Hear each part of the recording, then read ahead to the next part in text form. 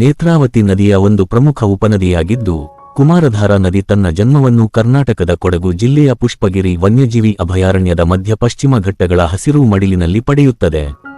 ಇಲ್ಲಿಂದ ತನ್ನ ಪಯಣವನ್ನು ಆರಂಭಿಸಿದ ಈ ನದಿ ಅನೇಕ ಹಳ್ಳಗಳು ಹಾಗೂ ಕಾಡು ಪ್ರದೇಶಗಳ ಮೂಲಕ ಹರಿದು ಕೊನೆಯಲ್ಲಿ ಉಪ್ಪಿನಂಗಡಿಯಲ್ಲಿ ನೇತ್ರಾವತಿ ನದಿಗೆ ಸೇರುತ್ತದೆ. ನಂತರ ಅರಬ್ಬಿ ಸಮುದ್ರವನ್ನು ತಲುಪುತ್ತದೆ. ಇದರ ಒಟ್ಟು ಉದ್ದ 80 ಕಿಲೋಮೀಟರ್. ಈ ನದಿಯು ಕೊಡಗು ಮತ್ತು ದಕ್ಷಿಣ ಕನ್ನಡ ಜಿಲ್ಲೆಯಲ್ಲಿ ಹರಿಯುತ್ತದೆ. ಕುಮಾರಧಾರಾ ನದಿಯ ಪ್ರಮುಖ ಉಪನದಿಗಳು ಗುಂಡಿಯಾ ನದಿ ಮತ್ತು ಮೃತ್ಯುಂಜಯ ನದಿ.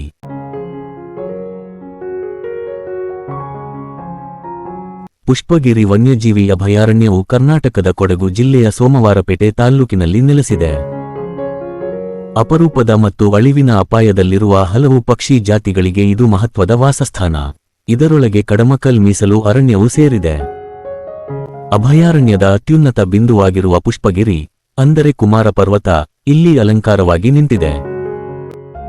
ಉತ್ತರದಲ್ಲಿ ಬಿಸ್ಲೆ ಮೀಸಲು ಅರಣ್ಯ ಮತ್ತು ಪಶ್ಚಿಮದಲ್ಲಿ ಕುಕ್ಕೆ ಸುಬ್ರಹ್ಮಣ್ಯ ಅರಣ್ಯ ಶ್ರೇಣಿಯು ಈ ಪ್ರದೇಶವನ್ನು ಸುತ್ತುವರೆದಿದೆ. ಪುಷ್ಪಗಿರಿ ವನ್ಯಜೀವಿ ಅಭಯಾರಣ್ಯದೊಳಗೆ ಮಾಂಡಲಪಟ್ಟಿ ಶಿಖರ, ಕೋಟೆ ಬೆಟ್ಟ ಮತ್ತು ಮಕ್ಕಳಗುಡಿ ಬೆಟ್ಟಗಳು ಅಲಂಕರಿಸುತ್ತಿವೆ. ಮಲ್ಲಳ್ಳಿ ಜಲಪಾತ ಹಾಗೂ ಕೋಟೆ ಅಬ್ಬೆ ಜಲಪಾತ ಇಲ್ಲಿನ ಸುಂದರ ಜಲಪಾತಗಳಾಗಿವೆ. ಈ ಅಭಯಾರಣ್ಯವನ್ನು ವಿಶ್ವ ಪರಂಪರೆಯ ತಾಣಗಳಲ್ಲಿ ಸೇರಿಸಲು ಶಿಫಾರಸು ಮಾಡಲಾಗಿದೆ. ಜೊತೆಗೆ ಇಲ್ಲಿ ಪ್ರಸಿದ್ಧವಾದ ಕುಮಾರ ಪರ್ವತ ಟ್ರೆಕ್ಕಿಂಗ್ ಮಾರ್ಗವು ಪ್ರವಾಸಿಗರನ್ನು ಸೆಳೆಯುತ್ತದೆ. ಮಲ್ಲಳ್ಳಿ ಜಲಪಾತವು ಕೊಡಗು ಜಿಲ್ಲೆಯ ಪುಷ್ಪಗಿರಿ ಪರ್ವತ ಶ್ರೇಣಿಯ ಅಂಚಿನಲ್ಲಿ ಸೋಮವಾರಪೇಟೆಯಿಂದ ಸುಮಾರು 25 ಕಿಲೋಮೀಟರ್ ದೂರದಲ್ಲಿದೆ. ಭವ್ಯವಾಗಿ ಧಾರೆ ಬೀಳುವ ಈ ಜಲಪಾತವು ಸ್ವರ್ಗದಿಂದ ಭೂಮಿಗೆ ಇಳಿಯುತ್ತಿರುವ ಗಂಗಾಮಾತೆಯಂತೆ ಕಾಣುತ್ತದೆ. ಪ್ರತಿ ವರ್ಷ ಸಾವಿರಾರು ಪ್ರವಾಸಿಗರು ಇದರ ಅಲೌಕಿಕ ಸೌಂದರ್ಯವನ್ನು ವೀಕ್ಷಿಸಲು ಇಲ್ಲಿಗೆ ಆಗಮಿಸುತ್ತಾರೆ.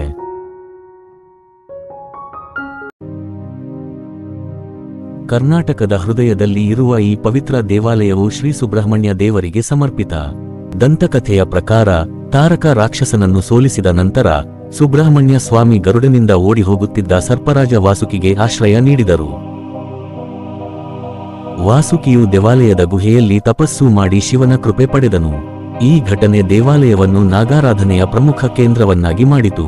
ಕೆಲವು ಪುರಾಣಗಳ ಪ್ರಕಾರ ಪರಶುರಾಮ ಋಷಿ ಈ ದೇವಾಲಯವನ್ನು 7 ಪವಿತ್ರ ಸ್ಥಳಗಳಲ್ಲಿ ಒಂದಾಗಿ ಸ್ಥಾಪಿಸಿದ್ದಾರೆ.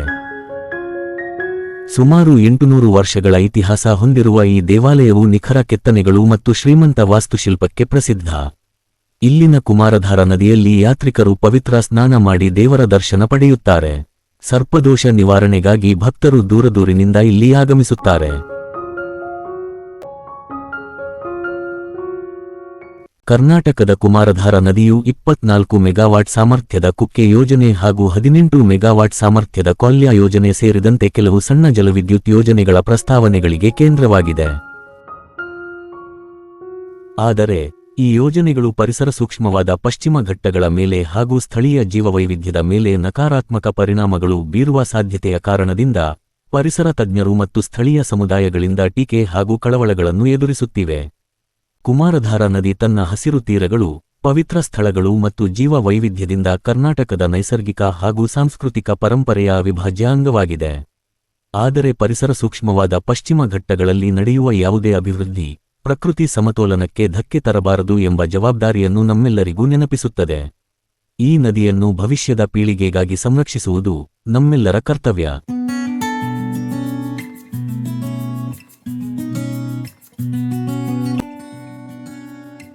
ವಿಡಿಯೋ ಇಷ್ಟ ಆದರೆ ಲೈಕ್ ಮಾಡಿ, ಶೇರ್ ಮಾಡಿ, ತಪ್ಪದೆ ನಮ್ಮ ಚಾನೆಲ್ ಸಬ್ಸ್ಕ್ರೈಬ್ ಮಾಡಿಕೊಳ್ಳಿ.